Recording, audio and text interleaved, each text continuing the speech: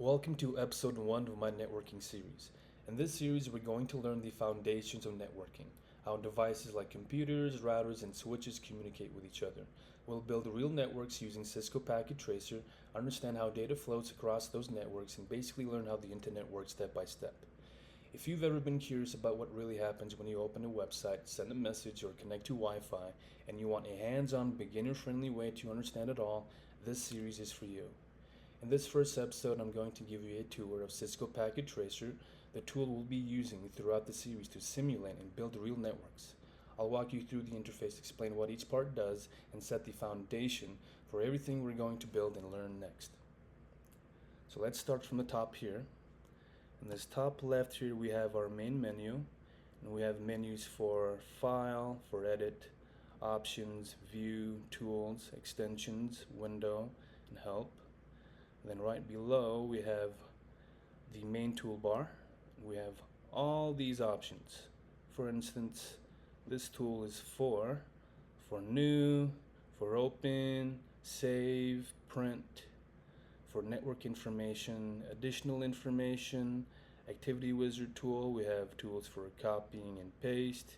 We have tools for undo and redo. We have our zoom settings, our view settings, and these other tools here. And then right below we have more tools. We've got tools for select, we have tools for inspect, tools for delete, tools for resize and place note. So for this place note, if you want to place a note anywhere in this workspace, you click this icon, and then I want to place a note in this corner here. This window will pop up. I'll just type in notes, and you click outside of the window, and bam, you've got your notes. And then you can place as many notes as you like anywhere in this workspace. Okay, now I don't want this notes anymore, so I will click this delete icon and select the notes. This will pop up and I will confirm. Press delete. Boom, it's gone. Okay, moving on. We have tools for drawing lines, for drawing squares and rectangles, for drawing ellipses, for drawing freeform, and then we have these tools. This close and open envelope. It says add simple and add complex PDU. And PDU stands for Protocol Data Unit. And these tools are for data analysis. Okay, moving on. Below here we have the logical mode or logical view, which is this. We will be doing most of our work in this view, in this logical view. And then we also have this option here, this physical mode. This is the physical mode that we're in. We're in this city, and you can create more cities if you like. Let's click this, and then this is the offices, and then you click this. We have the main wiring closet, and you can create more closets if you like. So let's click this main wiring closet, and it's empty, but you can drag and drop devices in here. And then you have these tools here linked to this physical mode. But like I said earlier, we will be doing most of our work in the logical view here. Okay, moving on. This is our workspace, like I mentioned earlier. And then below here we have our real-time mode or view, and then our simulation mode. The real-time mode is live, what's going on right now, which is nothing. And then the simulation mode is for testing, for troubleshooting, for seeing step by step how your packets move throughout the network.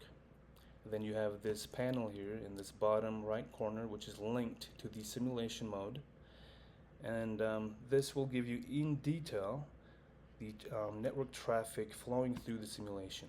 So it's pretty useful, including this panel here. So let's go back to real time. This panel here is linked to these icons here. It's close and open envelopes. And what this does, it manages and tracks packets that you add to the network. Pretty cool. Okay, moving on to this bottom left corner here, which is our device categories. This is where our devices live. Okay, so for instance, in the network devices and then routers, we have all these routers, all these options here, all these different models of routers. And then you have switches. You have all these options for switches and hubs and wireless devices, all these options, and security and WAN emulation. And moving on to end devices, we have our PCs, laptops, server, phones, TV, tablets, all the good stuff in this. And then moving on to components, we have these options, and then we have the lightning bolt here. These are our connections, our cables.